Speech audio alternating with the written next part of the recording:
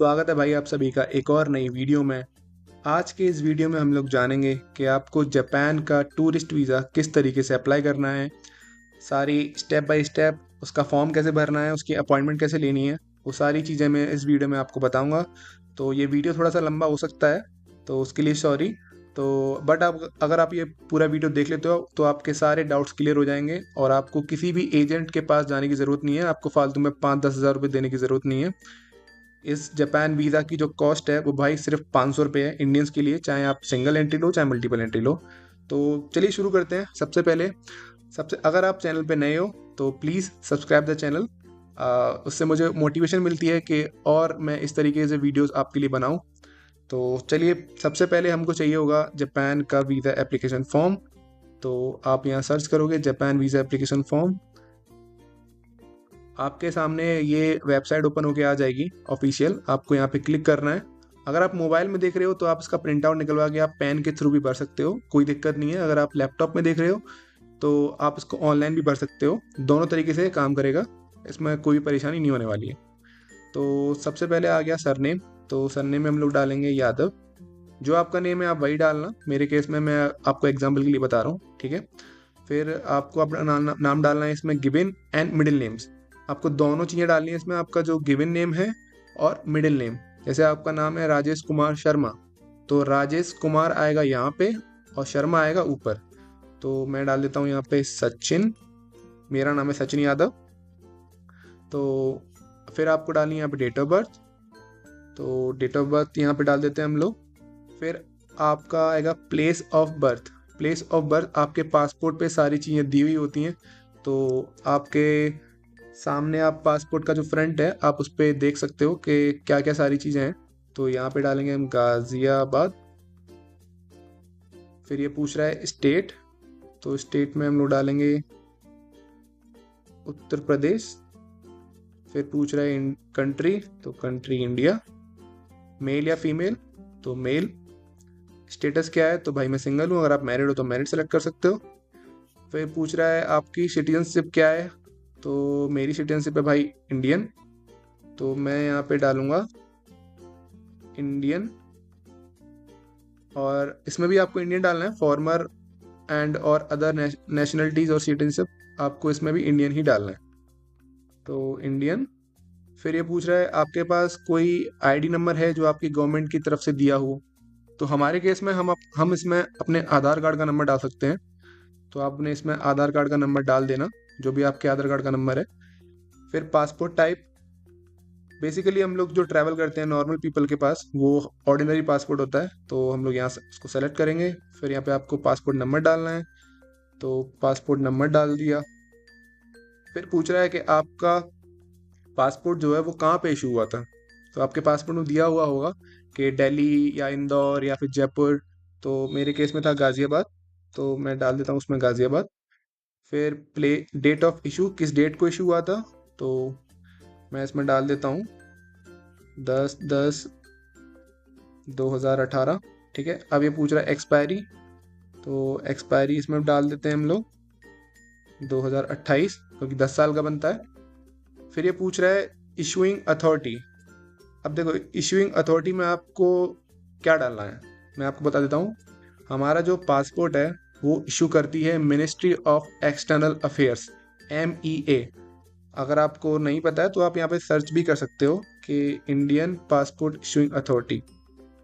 तो ये आप देख पा रहे हो मिनिस्ट्री ऑफ एक्सटर्नल अफेयर्स। तो आप यहाँ से इसको सीधा कॉपी करके और यहाँ पेस्ट कर सकते हो, ठीक है। सर्टिफिकेट ऑफ एलिजिबिलिटी नंबर, ये आपको ब्लैंक छोड़ना है, आपको इसमें कुछ भी नहीं डालना है। अब purpose of visit of Japan, तो टूरिज्म। फिर पूछ रहा है कि आप कितने दिन जापान में रुकने वाले हो, तो 1 हफ्ता, तो हम डालेंगे इसमें 7 डेज। फिर डेट ऑफ अराइवल, आप किस डेट को जापान पहुंचने वाले हो, तो 10 सितंबर 2025। फिर किस पोर्ट से आप एंट्री करने वाले हो, तो जनरली या तो आप ओसाका जाओगे या फिर आप टोक्यो जाओगे, ठीक है। तो मैं इसमें डाल देता हूँ टोक्यो। और जिस भी एयरपोर्ट पे आप जाने वाले हो उस एयरपोर्ट का आप नाम डाल दो उसमें, नाम डाल सकते हो, हनेडा एयरपोर्ट। तो ये अपना हो गया। फिर इसमें आपकी एयरलाइन का नाम, तो एयर इंडिया। अब हमें डालना है इसमें अपने होटल्स की डिटेल्स कि हम लोग कहाँ स्टे करने वाले हैं। तो यहाँ पे पूछ रहा है नेम एंड एड्रेस, होटल जो स्टे करने वाला है। तो आपने जो भी होटल बुक किया है या फिर आपने अभी तक बुक नहीं करा है, तो आप सीधा जाइए booking.com पे, और यहाँ से, क्योंकि आपको होटल की बुकिंग्स आपको लगानी पड़ेंगी जब आप वीज़ा एप्लीकेशन फॉर्म सबमिट करने जाओगे, तो आपको होटल्स की बुकिंग आपको लगानी पड़ेंगी। तो ये आपके सामने होटल्स की लिस्ट आ जाएगी। तो आप इसमें से जो भी पे एट द प्रॉपर्टी वाली ऑप्शन की जो आपको ऑप्शन मिलता है, आप वो यहाँ से बुक कर सकते हो और आप उसकी डिटेल्स यहाँ डाल सकते हो।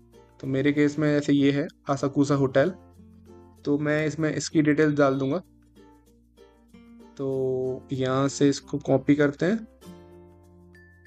और यहाँ डाल दिया अपने होटल का नेम। अब टेलीफोन नंबर जो है जनरली booking.com पे नहीं दिया होता है, तो आप सिंपली क्या करो, आप यहाँ से होटल का नाम कॉपी करो और आप जाओ गूगल मैप्स में, और गूगल मैप्स में जाके आप उसको यहाँ पेस्ट कर दो। यहाँ उसका नंबर मिल जाएगा, ये देखो ये रहा नंबर। तो यहाँ से मैं इसको कॉपी करूँगा और यहाँ पेस्ट कर दूंगा, और ये अपना एड्रेस हो गया। ठीक है, तो ये था इतना काम होने के बाद अब ये पूछ रहा है आपसे कि dates and duration of previous stay in Japan. तो अगर आप पहली बार जापान जा रहे हो तो आपको ये वाला कॉलम भरने की ज़रूरत नहीं है। अगर आप इससे पहले जापान गए हो तो आपको सारी डिटेल्स में डालनी है कि आप कब गए थे, किस होटल में रुके थे, वो सारी चीज़ें इसमें डालनी है। फिर ये पूछ रहा है नोट पार्टनर प्रोफेशन ऑक्यूपेशन और that of parents if applicant is minor. तो अगर आप 18 साल से नीचे हो उस केस में आपको ये कॉलम भरना है, अदरवाइज आपको इसको ब्लैंक छोड़ देना है। फिर आपको नीचे आ जाना है। नीचे आप में ये पूछ रहा है कि आपका कोई क्रिमिनल रिकॉर्ड है क्या आपकी कंट्री में, कोई स्मगलिंग चीज़, मतलब ये वो जो सारी जो चीज़ें होती हैं। तो आपको सिंपली सब में इसमें सब में नो करते हुए जाना है इसमें। और फिर आपको नीचे आ जाना है डेट ऑफ एप्लीकेशन। तो जिस भी डेट को आप इस एप्लीकेशन को भर रहे हो उसको आपको यहाँ पे इसमें डेट डाल देनी है, और ईयर डाल के आपको यहाँ पे आपको अपने सिग्नेचर कर देने। तो इतना काम हमारा हो गया है। अब हम बात करते हैं कि आपको इसकी अपॉइंटमेंट कैसे बुक करनी है। तो जापान वीज़ा के लिए अगर आप दिल्ली में इसकी एप्लीकेशन सबमिट कर रहे हो तो आपको कोई भी पहले से अपॉइंटमेंट बुक करने की ज़रूरत नहीं है। अगर आप VFS की वेबसाइट पे जाके भी अगर आप वहाँ पे देखोगे भी, तो मैं आपको दिखा देता हूँ। अगर आपको यकीन नहीं होता है तो आप सीधा टाइप करिए VFS जापान, और जैसे ही आप खोलोगे आप यहाँ पे जाओगे बुक एंड अपॉइंटमेंट। तो देखो यहाँ लिखा हुआ है please be advise that you need to book an appointment in case you are submitting your application at centre Bangalore, Chennai, Cochin, Hyderabad, Puducherry. उस केस में आपको वहाँ एप्लीकेशन अपॉइंटमेंट बुक करनी है। अदरवाइज आप सीधा वॉक करके VFS में जा सकते हैं, और लिखा हुआ है और walk in during the submission hour to submit your application without an appointment. तो अगर आप दिल्ली में इसकी अपॉइंटमेंट सबमिट करने जाओगे तो आप सीधा VFS की लोकेशन पे जाइए। उसकी लोकेशन कहाँ है मैं आपको बता देता हूँ। आप गूगल मैप्स खोलिए, आप वहाँ पे टाइप करिए शिवाजी स्टेडियम। शिवाजी स्टेडियम आपके सामने खुल के आ जाएगा, जो मेट्रो स्टेशन है जो एयरपोर्ट एक्सप्रेस लाइन पे पड़ता है। तो उसके नीचे ही यहाँ पे VFS है। ये मैं आपको दिखा देता हूँ, ये VFS ग्लोबल है, ये जो आप देख पा रहे हो। यहाँ पे आप सीधा जाना और आपको वहाँ टोकन दिया जाएगा और आपका नंबर आएगा उस हिसाब से, फिर आप वहाँ पे अपने डॉक्यूमेंट सबमिट कर सकते हो। अब हम बात कर लेते हैं डॉक्यूमेंट्स के बारे में। ठीक है, तो देखो हमारा सबसे पहला जो काम था वो था हमारा वीज़ा एप्लीकेशन फॉर्म, जो कि ये है और जो कि हमने इसको कंप्लीट कर लिया है। ठीक है, दूसरा आपका वैलिड पासपोर्ट, जो कि 6 महीने वैलिड होना चाहिए कम से कम, तो वो आपके पास होगा ही। अगर आपके पास पहले से एक और पासपोर्ट है तो आप उसको भी लेके जाना। ठीक है, एक फ़ोटोग्राफ जो आप वहाँ पे क्लिक करवाओगे, आप कोई भी फ़ोटो स्टूडियो पे जाके आप बोल सकते हो, वो आपको क्लिक करके दे देगा। अब बात आती है कवरिंग लेटर की।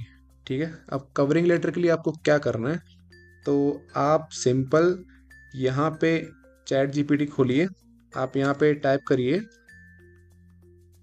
Right a cover letter for my Japan visa, Japan tourist visa.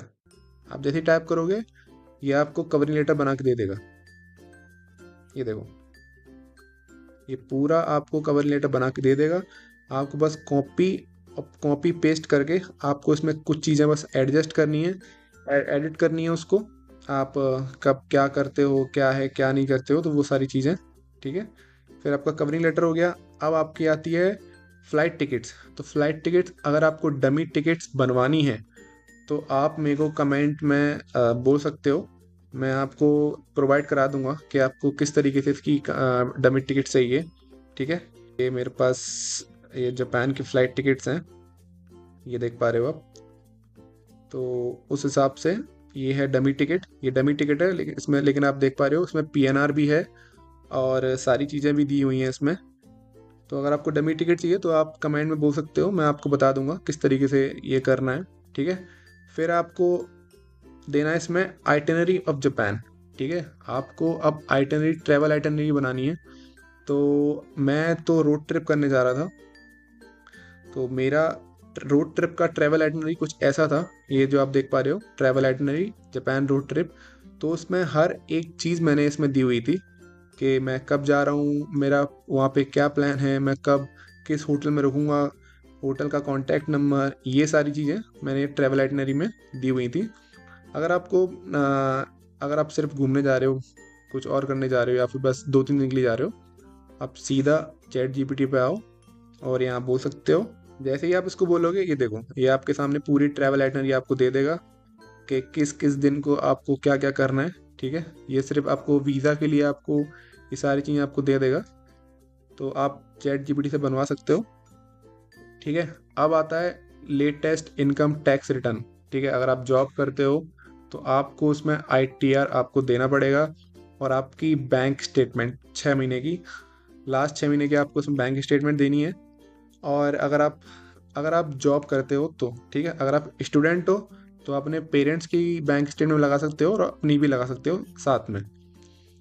तो ये सारी चीज़ें आपको वीज़ा एप्लीकेशन फॉर्म सबमिट करने के टाइम पे आपको देनी है वहाँ पे वीएफएस में। और अगर आपके डाउट रह जाते हैं इसमें कि हमारे ये समझ में नहीं आ रहा है कि हमको ये डॉक्यूमेंट की प्रॉब्लम हो रही है, आप कमेंट कर देना, मैं आपको सारी चीज़ें बता दूंगा किस तरीके से करना है। और आपको अगर डमी फ्लाइट टिकट भी चाहिए तो वो भी मैं आपको बना के दे दूंगा, किस तरीके से आपको बनानी है, तो उसकी भी कोई प्रॉब्लम नहीं होगी। तो बस यही था इस वीडियो में, मैंने आपको सारी चीज़ें बता दी हैं, एप्लीकेशन फॉर्म से लेके आपको अपॉइंटमेंट कैसे लेनी है, वो सारी चीज़ें हमने कवर कर ली हैं। कोई भी डाउट रहता है तो आप कमेंट में ज़रूर बताइएगा, मैं उसको ज़रूर रिस्पॉन्स करूँगा उसको। तो मिलते हैं अब अगली वीडियो में। Thanks for watching and please subscribe the channel for more update.